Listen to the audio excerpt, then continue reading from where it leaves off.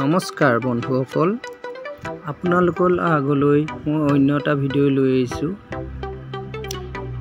এয়া নাৰিকলৰ পৰা মই অন্য এটা ৰূপ দিবলৈ লৈছোঁ। ইয়াৰ ৰূপটো হৈছে ভেকুলী। আপোনালোকৰ আগৰ ভিডিঅ'টো চাইছে যদি গম পাব। এনেধৰণে মই মূৰটো কাটি ল'লোঁ আৰু তলৰ ফালেও কাটি লৈছোঁ। দুইটা চাইডে এনেধৰণে কাটি ল'ব। এয়া চব এনেধৰণে কাটি ল'লোঁ।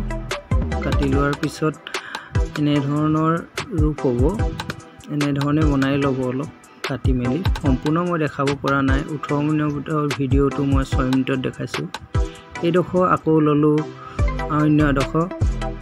ইয়াক মই সমান কৰি ৰাখিছোঁ বাৰু। এই ভেকুলীৰ ঠেংটো মই বনাবলৈ মানে টপিলাটো অংশটো বনাবলৈ মই এইটো ব্যৱহাৰ কৰিম। ইয়াক ধুনীয়াকৈ সমানকৈ গোল সাইডে কাটি ধুনীয়াকৈ বনাব লাগিব।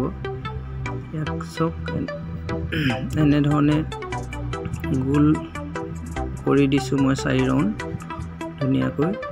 যোনফালে সুবিধা হয় সেইফালে কাটিব। এনেধৰণে গোল কৰিব আৰু এটা অংশ দীঘল কৰি ৰাখিব। এয়া চক মই সেই আগৰ ভেকুলীজনী ঠেংটো যিধৰণে টপিলাডোখৰ বনালোঁ, এটা চাইডে দীঘল কৰিছোঁ, এটা চাইডে চুটি কৰিছোঁ। কাৰণ বাঁহাতৰ চাইডে দীঘল কৰি চাই তেতিয়া ৰাখিছোঁ। ইটো মোৰ হাতে আছিলে। এতিয়া এনেধৰণে এই মাজৰ অংশটো অলপ কাটি পেলাই দিব লাগিব যাতে টপিলাটোৰ ফুটি উঠে। সেইবাবে এনেধৰণে কাটিব আৰু এনেধৰণে গোল কৰি মিহি কৰি দিব, অলপ ধুনীয়া কৰি দিব। অলপ এনেধৰণে মিহি কৰিব। কটাৰীখন অলপ চোকা ল'ব, তেতিয়া ধুনীয়াকৈ মিহি হ'ব। এয়া মোৰ এনেধৰণে কাটি হৈ গৈছে আৰু এতিয়া মই ইয়াত আঠা লগাই দিম। এনেধৰণে ধৰি ল'ব ধুনীয়াকৈ। প্ৰথমে চাই ল'ব ধুনীয়া জোখত বহিছে নে নাই, কোনডোখৰত লাগিব, কেনেকৈ লাগিব। তাৰপিছত আঠাটো লগাব আৰু তল চাইডে মই অলপ নাৰিকলৰ গুড়া দি মই আঠাটো লগাম। এয়া চব নাৰিকলৰ গুড়াটো আঠাটো লগালে মানে অলপ টাইট হ'ব, মানে পটককনে এৰি নাযাব। হয় কেতিয়াবা এৰি যাব পাৰে, সেইবাবে পটককনে এৰি নাযাব কাৰণে মই ইয়াত নাৰিকলৰ গুড়া অলপ দি কটাৰীখনে হেঁচা মাৰি দিছোঁ। কাৰণ আঙুলিত লাগি ধৰিলে এই আঠাটো বহুত জোৰ লাগি ধৰে, এৰিব নিবিচাৰে। এয়া অন্য এডোখৰ টুকুৰা ল'লোঁ। এই টুকুৰাটো কি কাৰণে লৈছোঁ গম পাইছেনে? টুকুৰাটো মই লৈছোঁ এই তলৰ অংশটো বনাবলৈ, য'ত তাহাঁতৰ নখৰ আঙুলিবিলাক থাকিব, আঙুলিটো থাকিব মানে সেইটো, সেই অংশটো মই বনাইছোঁ। অন্য এডোখৰ লৈ দুইটা চাইডে এনেধৰণে জোখত কাটি ল'ব। চাব মই জোখটো দেখাম বাৰু পাছত, চাই থাকক তেতিয়া বুজি পাব। স্কেপ কৰি নাচাব, কাটি চালে কোনো লাভ নাই এইটো ভিডিঅ' চাই, কাৰণ বুজিব নোৱাৰিব আৰু আপোনালোকে সহজে ঘৰতে বনাব নোৱাৰিব।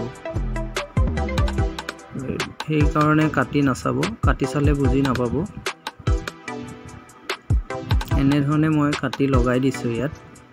এয়া চব লগাই দিম ইয়াত এনেধৰণে। এতিয়া জোখটো মই দেখাইছোঁ চব। জোখটো দীঘল হৈ আছে যদি, এইফালে দীঘল হৈ আছে যদি এনেধৰণে কাটি দিব ইয়াত। এই কাটাটো মই দেখুওৱা নাই বাৰু আপোনালোকক। এনেধৰণে কাটি দিব। চুটি হ'লেও কোনো কথা নাই, কিন্তু দীঘল কৰি নাৰাখিব। এনেধৰণে ভালকৈ আঠা লগাই দিব, দুইটা চাইডে লগাই দিব। এয়া চব এই আঠাটো বহুত ধোঁৱা ওলাই যায় এই আঠা লগালে কিছুমান বস্তুত। এনেধৰণে এই ঠেংটো লগোৱাৰ পিছত এনেধৰণে অলপ কাটি ধুনীয়াকৈ ঠেঙৰ আকাৰটো দিবচোন। ধুনীয়াকৈ মিহি কৰি দিব অলপ। তাৰ পাছত এই আগডোখৰ দেখিছে নহয়, জোঙা কৰি ৰাখিছোঁ, তাত ফালি ল'ব। ফালি লোৱাৰ পিছত যাৰ আঙুলিকেইটা তাত ভৰাই দিব লাগিব। এয়া মই আঙুলিয়ে অন্য এডোখৰ টুকুৰা লৈ আঙুলিটোৰ কাৰণে মই হাতেৰে কাটিবলৈ সুবিধা নহ'ল, সেইবাবে মই কাঠ এডোখৰ লৈ এনেধৰণে কাটিছোঁ। এনেধৰণে আঙুলিটো বনাইছোঁ। এয়া চব তিনিটা নখ বনাইছোঁ। এয়া আঙুলি বনাইছোঁ মানে তিনিটা। তাৰ পিছফালেও অলপ কাটি এনেধৰণে সৰু কৰি দিব। তাত লগাই চাব সৰু হৈছে নে জোখত হৈছে নে নাই। তাৰ পাছত আপোনালোকে ইয়াক অলপ পাতল কৰি দিব আগফালে, যাতে ভৰালে ধৰা নপৰে যে এইটো লগাই দিছে নে কি। এয়া চব এনেধৰণে মই লগাই দিলোঁ। ফালি লৈছোঁ আগতে, খালি ফালাটো দেখুওৱা হোৱা নাই। ধন্যবাদ মোৰ ভিডিঅ'টো চাই থকাৰ সকলক, অশেষ ধন্যবাদ। আৰু নতুনসকলক মই ক'লোঁ মোৰ চেনেলটো ছাবস্ক্ৰাইব কৰি ল'ব। এনেধৰণৰ ৰূপ দেখা পাব পিছৰ খণ্ডত আপোনালোকে। অশেষ ধন্যবাদ।